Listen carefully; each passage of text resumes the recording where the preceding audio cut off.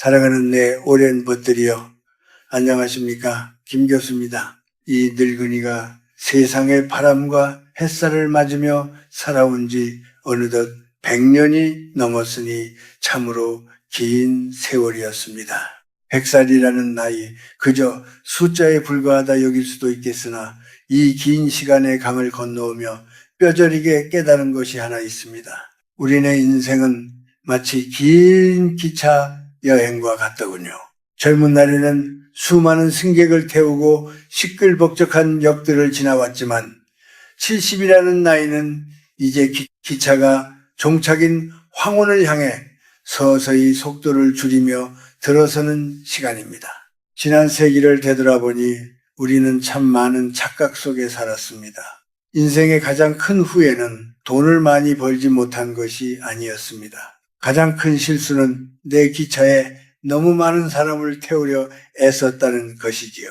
정작 나의 영혼을 알아주는 진정한 직위는 없는데 그저 빈자리가 두려워 억지로 채워놓은 인연들이 얼마나 많았습니까? 황혼이 깃드는 이 시기 북적이는 사람들의 소음은 결코 복이 아닙니다. 그것은 그저 혼란일 뿐 내면의 평화를 갉아먹는 독과도 같지요. 혹시 여러분도 지금 그런 피로감을 느끼고 계시지 않습니까? 만나고 돌아오면 오히려 기운이 빠지는 무의미한 사교 모임들, 나를 잊을까 두려워 억지로 붙잡고 있는 식어버린 인연들 말입니다. 내 말을 부디 깊이 새겨 들으십시오. 70 이후 여러분의 남은 평화는 전적으로 주변의 고요함에 달려 있습니다. 사람이 많으면 기가 흩어지고 낡고 병든 인연을 곁에 두는 것은 마치 흐르지 않는 고인물을 집안에 두는 것과 같아 여러분의 맑은 생기수를 탁하게 만들고 하늘이 주신 수명을 갉아먹습니다. 나에게 맞지 않는 사람을 붙들고 있는 것은 내 인생의 귀한 에너지를 밑 빠진 독에 붓는 격입니다. 그것은 외로움을 달래는 것이 아니라 스스로의 운을 막는 일이지요. 오늘 저와 함께 여러분의 영혼을 위한 대수술을 시작해 봅시다. 복잡하고 엉킨 인연의 끈을 과감히 놓아버리십시오. 두려워하지 마십시오. 비워야 채워지는 법입니다. 잡다한 것들을 모두 떠나보내고 오직 단 2명의 친구만 남겨두십시오. 그것이면 충분합니다. 아니, 오직 그것만이 여러분의 남은 생을 가장 품격 있고 찬란한 황금빛으로 물들이는 비결이 될 것입니다. 자, 이제 마음의 문을 열고 귀 기울여 주십시오. 첫 번째로 우리가 과감하게 잘라내야 할 인연은 바로 거칠애뿐인 술친구와 만날 때마다 신세 한탄만 늘어놓는 사람입니다. 여러분, 70이라는 나이는 인생의 겨울로 들어서는 입구입니다. 인정하기 싫더라도 우리 육신은 예전 같지 않습니다. 남은 시간은 유한하고 쓸 수 있는 기력은 정해져 있습니다. 그런데 이 귀한 시간에 왜 남의 불행을 듣느라 여러분의 생명을 낭비하십니까? 이 늙은이가 100년을 살아보며 깨달은 우주의 이치가 하나 있습니다. 말에는 혼이 실려 있고 소리에는 기운이 담겨 있다는 것입니다. 이것을 에너지의 관점에서 아주 냉정하게 말씀드리겠습니다. 입만 열면 자식, 욕, 며느리, 흉, 세상에 대한 원망, 아픈 몸에 대한 짜증을 쏟아내는 친구들이 주변에 있을 겁니다. 우리는 흔히 친구된 도리로 그 이야기를 들어줘야 한다고 착각합니다. 하지만 영적인 눈으로 보면 그들은 지금 자신의 몸 안에 쌓인 검고 탁한 기운을 배설하고 있는 것입니다. 그들이 불평을 쏟아낼 때 여러분이 고개를 끄덕이며 맞장구를 쳐주는 그 순간 어떤 일이 일어나는지 아십니까? 그들의 탁한 배설물이 여러분의 맑은 영혼 속으로 고스란히 옮겨오는 것입니다. 그들은 쓰레기를 버리고 가벼워져서 돌아가지만 그 쓰레기를 받아하는 여러분은 집에 돌아와 이유 없이 몸이 무겁고 머리가 아프고 밤새 악몽에 시달리게 됩니다. 이것은 단순한 피로가 아닙니다. 여러분의 운기가 오염된 것입니다. 나쁜 기운은 전염성이 강해서 결국 여러분 집안의 맑은 공기마저 흐리게 만듭니다. 이것이 바로 애군을 스스로 불러들이는 꼴이 아니고 무엇이겠습니까? 제 예를 하나 들려드리죠. 벌써 30년도 더 된 이야기입니다만 제게는 김서방이라 불리던 친구가 있었습니다. 그는 사업으로 돈을 좀 벌었지만 마음 깊은 곳에 지독한 외로움을 품고 살던 사람이었습니다. 그는 혼자 있는 시간을 견디지 못했지요. 그래서 매일같이 집으로 사람들을 불러들였습니다. 그의 거실은 언제나 북적였고 웃음소리와 술잔 부딪히는 소리가 끊이질 않았습니다. 그는 사람들 속에 둘러싸여 자신이 인기가 많다고 사랑받고 있다고 믿었습니다. 제가 그에게 여보게 기운을 좀 아끼게 자네의 그 웃음은 진짜가 아니야 라고 충고했지만 그는 사람 사는 정이 그런 게 아니지 않소 라며 웃어넘겼습니다. 결국 70 중반이 넘어 그가 뇌졸중으로 쓰러졌습니다. 병상에 눕자마자 그 많던 친구들은 썰물처럼 빠져나갔습니다. 술과 유흥으로 맺어진 인연은 이익이 사라지면 안개처럼 흩어지는 법입니다. 제가 병문안을 갔을 때 그 넓고 화려했던 집은 마치 무덤처럼 차갑고 고요했습니다. 앙상하게 마른 친구가 제 손을 잡고 눈물을 흘리며 말하더군요. 교수님, 내가 헛살았습니다. 내 뼈와 살을 깎아서 남들 좋은 일만 시켰구려. 정작 내 몸 하나 돌볼 기운을 남겨두지 않았습니다. 그는 평생 남들의 감정 쓰레기통 노릇을 하느라 정작 자신의 생명력을 지키는 호신 기운을 다 써버린 것입니다. 그는 그의 겨울 쓸쓸히 눈을 감았습니다. 이 이야기를 듣는 여러분은 어떠십니까? 혹시 여러분의 전화번호부에도 삭제하지 못한 채 의무감으로 남겨둔 이름들이 있지 않습니까? 기억하십시오. 노년의 에너지는 양동이의 물과 같습니다. 젊을 때는 물을 좀 흘려도 금세 채워지지만 늙어서는 한 방울의 물도 귀합니다. 의미 없는 사교 모임, 체면 치레를 위한 식사 자리, 그저 시간이 남아서 만나는 관계들, 이 모든 것이 여러분의 양동이에 구멍을 뚫는 짓입니다. 그 구멍으로 여러분의 건강과 복록 그리고 자손에게 물려줄 생기가 줄줄 새어나가고 있는 것입니다. 그러니 오늘부터 당장 실천하십시오. 이것은 비정한 것이 아니라 여러분의 영혼을 보호하는 숭고한 결단입니다. 전화를 걸어 하소연을 시작하려는 친구가 있다면 정중하지만 단호하게 끊으십시오.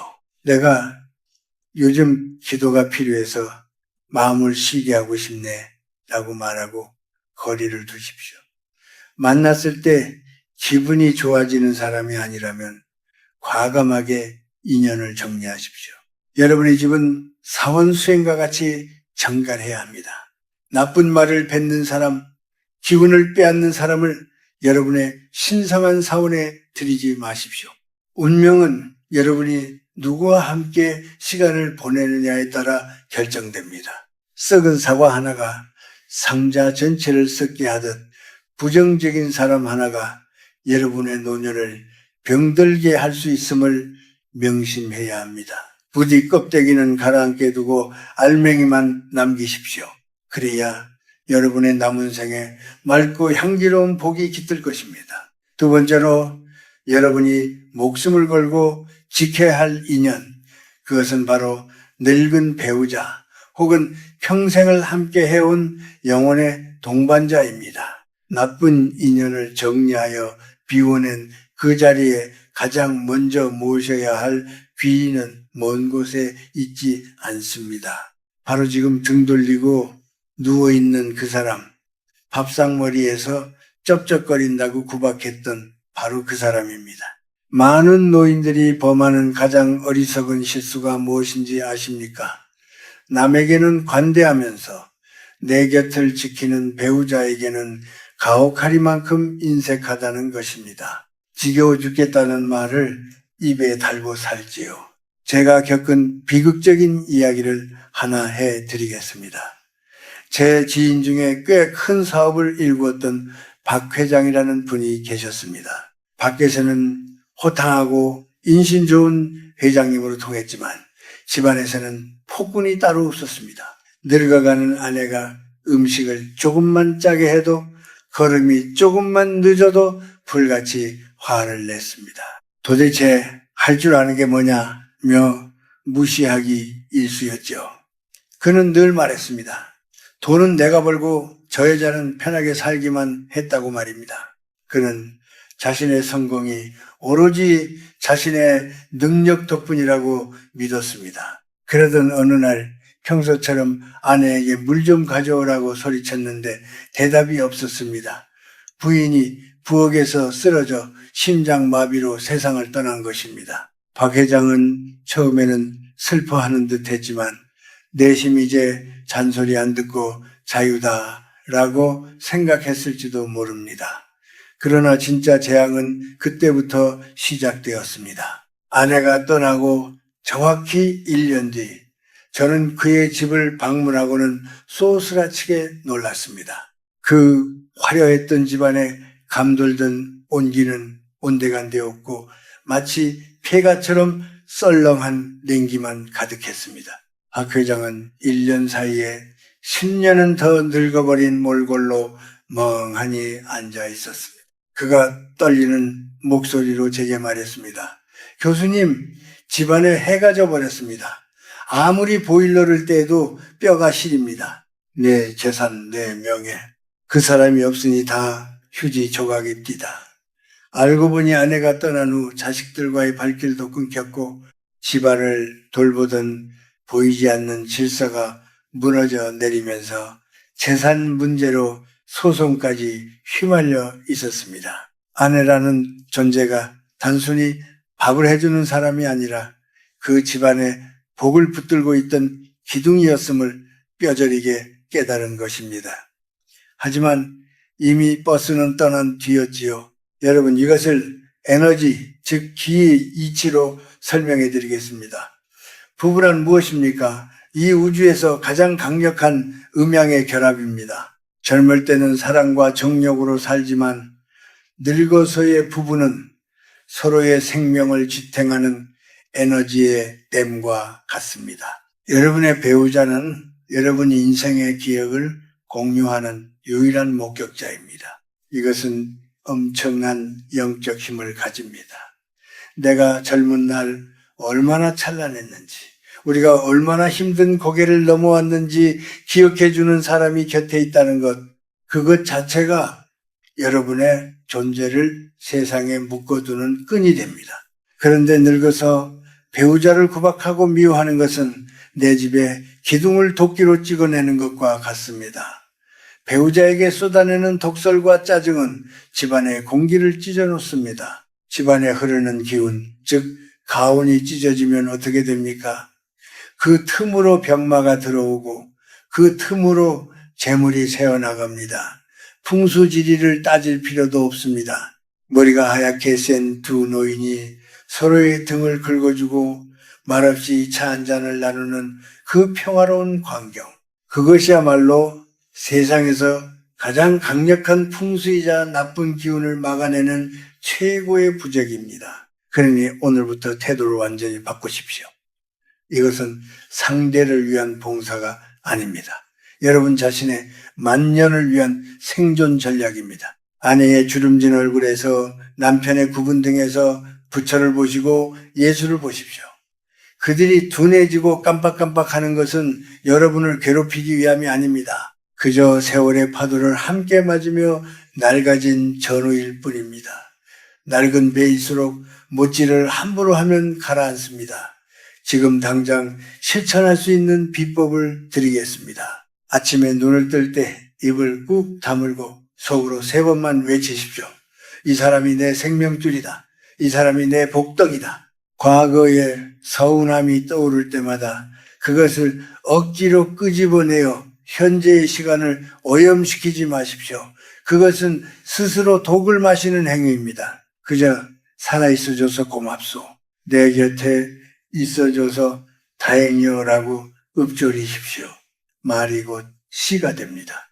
여러분이 배우자를 귀하게 여기는 순간 그 집안에는 황금보다 더 귀한 화목의 기운이 감돌게 될 것입니다.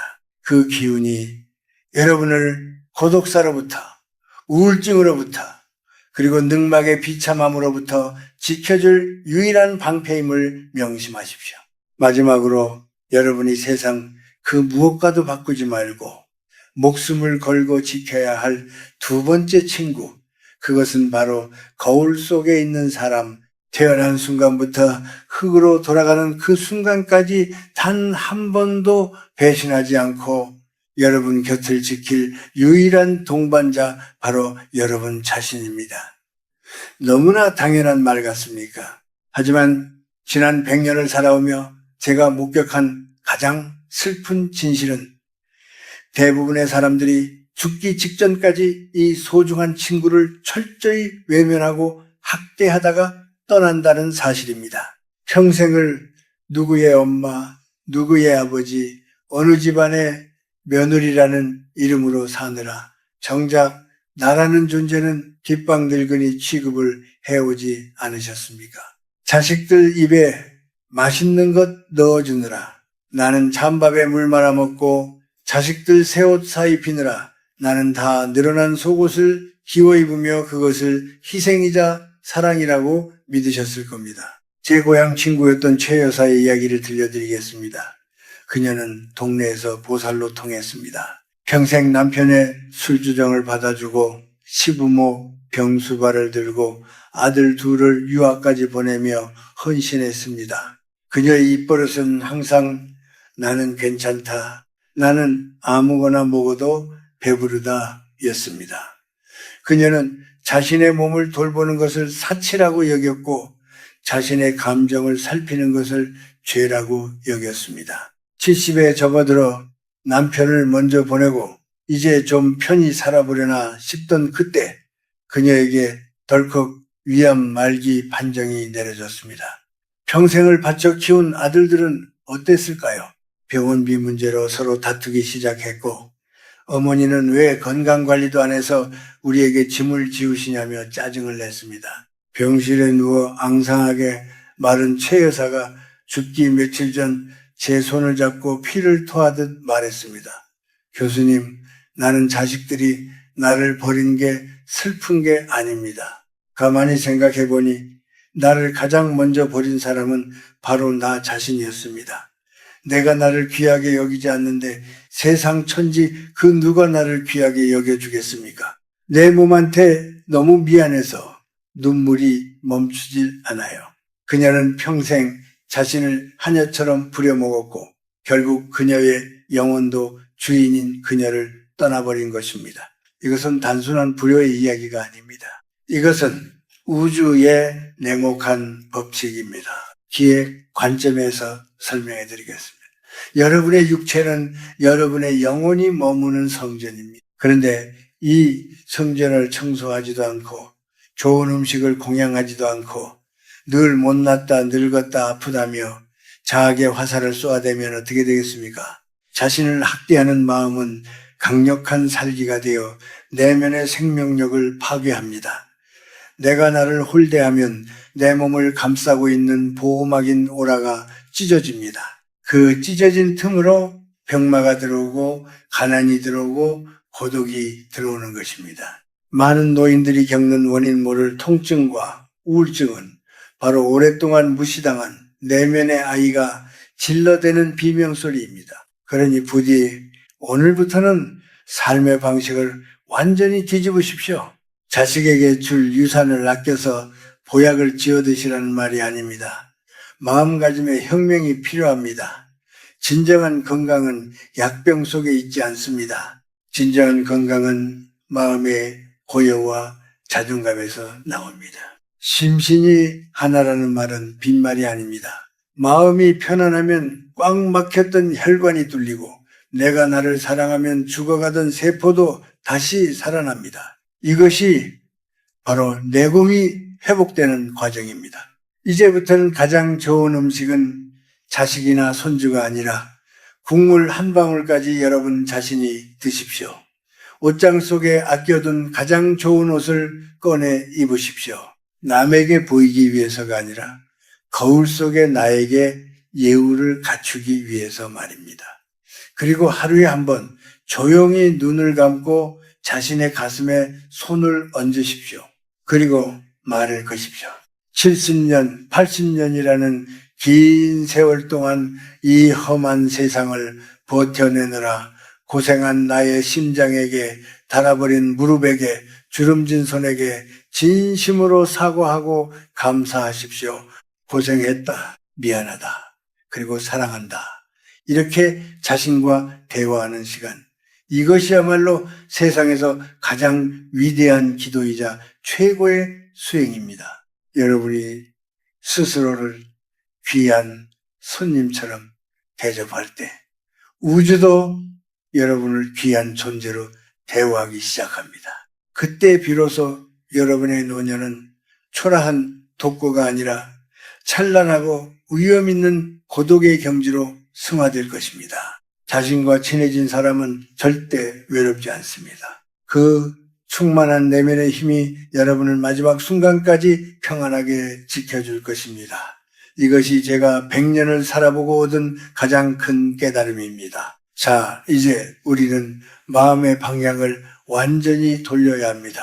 지금까지 우리가 움켜쥐려 했던 그 모든 안간힘을 내려놓고 진정한 평안으로 들어가는 문을 열어야 할 때입니다. 100년을 살아온 제가 여러분께 드리는 마지막 처방은 바로 빼기의 미학입니다. 인생의 전반전이 무엇이든 더하고 쌓아 올리는 더하기의 싸움이었다면 70 이후의 후반전은 철저한 비움의 기술에 달려 있습니다. 많은 분들이 불안해합니다. 교수님, 다 버리고 나면 무엇이 남습니까? 너무 허전하지 않겠습니까? 라고 묻습니다. 하지만 기억하십시오. 그릇은 비어 있어야 무언가를 담을 수 있습니다. 꽉 차 있는 컵에는 아무리 귀한 차를 부어도 넘쳐 흐를 뿐입니다. 여러분의 삶도 마찬가지입니다. 불필요한 인연, 묵은 물건, 부질없는 욕심으로 가득 차 있으면 정작 노년에 필요한 맑은 생기와 복록이 들어올 자리가 없습니다. 지금 당장 전화기를 켜십시오. 그리고 지난 1년 동안 한 번도 목소리를 섞지 않은 이름들, 그저 체면 때문에 남겨둔 이름들을 과감하게 지우십시오. 아까워하지 마십시오. 그것은 인연을 끊는 것이 아니라 엉킨 실타래를 잘라내어 기운의 소통을 원활하게 만드는 풍수와도 같습니다. 만나지 않아도 되는 모임, 내키지 않는 술자리를 단호하게 거절하십시오. 아니요 라고 말하는 것은 무리한 것이 아니라 나의 남은 시간을 보호하는 가장 품위 있는 방패입니다. 관계의 가지치기를 할수록 여러분의 영혼이 숨 쉴 수 있는 여백은 넓어집니다. 그 텅 빈 공간이야말로 하늘의 복이 내려앉는 뜰이 될 것입니다. 그리고 가장 중요한 것, 바로 고독을 바라보는 눈을 바꾸셔야 합니다. 많은 노인들이 외로움이라는 감옥에 갇혀 스스로를 괴롭힙니다. 하지만 제가 분명히 말씀드리건대 외로움과 고독은 하늘과 땅 차이입니다. 외로움이란 무엇입니까? 남이 나를 찾아주지 않아 비참해하는 마음입니다. 타인의 관심에 목말라하는 마치 구걸하는 거지와 같은 마음 상태입니다.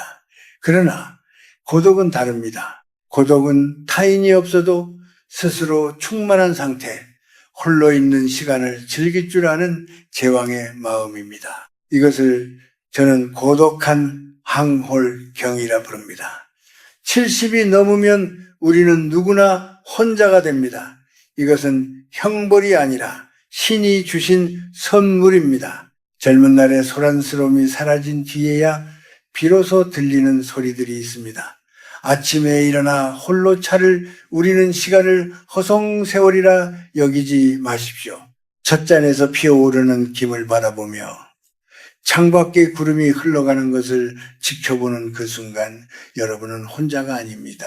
여러분은 지금 거대한 대자연과 마주 앉아 대화를 나누고 있는 것입니다. 바람 소리, 새 소리, 햇살의 따스함, 이 모든 우주의 전기가 오로지 여러분 한 사람을 위해 존재하는 순간입니다. 이것이 바로 예선인들이 말한 무라일체, 즉 나와 세상이 하나가 되는 경지입니다. 남들의 시선, 남들의 말, 남들의 평가, 이 시끄러운 껍데기들을 다 벗어버리고 오직 나의 숨소리에만 귀 기울이는 그 고요함, 그 속에서 여러분은 비로소 진정한 자유를 맛보게 될 것입니다. 그러니 부디 사람이 없음을 한탄하지 마십시오. 번잡한 인간 세상을 떠나 스스로의 내면에 고요한 암자를 짓고 그 속에서 왕처럼 군림하십시오. 비우고 홀로 서십시오. 그때 여러분의 노년은 그 어떤 보석보다 찬란하게 빛날 것입니다. 자, 이제 우리의 긴 대화를 마무리할 시간입니다. 사랑하는 벗들이여 60, 70 혹은 그 이상의 나이는 결코 인생이 저물어가는 슬픈 결말이 아닙니다. 오히려 남의 눈치를 보느라 입고 있던 거추장스러운 옷들을 하나씩 벗어던지고 가장 나다운 모습으로 돌아갈 수 있는 황금 같은 시기입니다. 기억하십시오. 노년의 행복은 무언가를 더 채우는 데서 오는 것이 아니라 불필요한 것들을 과감히 비워내는 비움의 미학에서 완성됩니다. 많은 분들이 혼자됨을 두려워합니다. 밤이 길어지는 것을 무서워합니다. 하지만 제가 100년의 시간을 건너와 보니 외로움과 고독은 명백히 다릅니다. 외로움은 남이 나를 찾아주지 않아 비참해하는 마음, 즉 타인에게 의존하는 나약한 감정입니다. 하지만 고독은 다릅니다. 고독은 세상의 소음을 차단하고 오로지 나의 영혼과 독대할 수 있는 고귀하고 성스러운 시간입니다. 그것은 하늘이 노년에게 내린 마지막 휴가이자 축복입니다. 그러니 부디 홀로 있는 시간을 두려워하지 마십시오. 그 고요함 속에서 자신과 대화하십시오. 남들의 목소리가 사라진 그 자리에 비로소 내면의 지혜가 차오를 것입니다. 그 고독한 황홀경을 즐길 줄 아는 사람이야말로 진정한 어른입니다. 그리고 한 가지 더, 부디 스스로를 귀한 손님처럼 대접하십시오. 집에 혼자 있다고 아무도 보는 사람이 없다고 대충 끼니를 때우지 마십시오. 혼자 드시는 밥이라 하여 찌그러진 냄비째로 드시거나 짝이 맞지 않는 그릇에 담지 마십시오. 찬장에서 가장 아껴두었던 예쁜 그릇을 꺼내 정갈하게 담아 드십시오.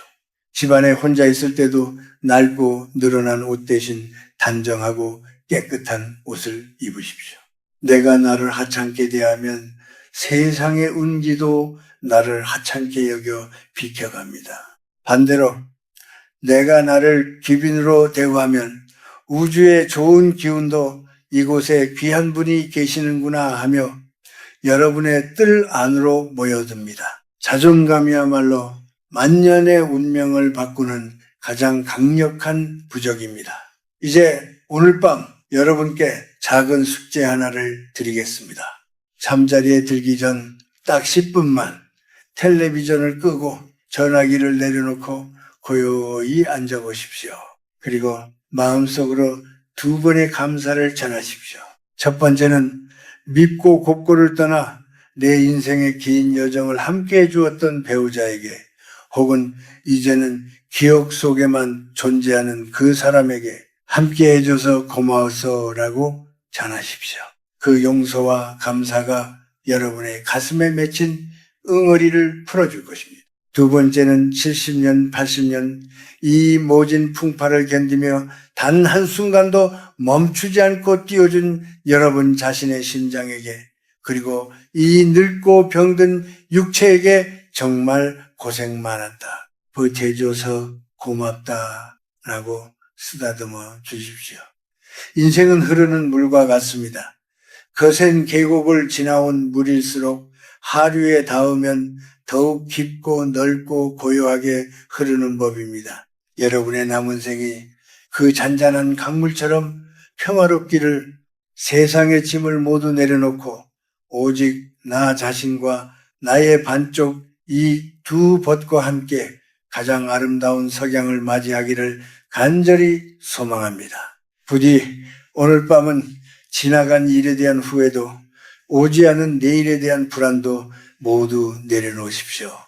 우주의 따뜻한 품 안에서 어린아이처럼 고이 주무시길 바랍니다.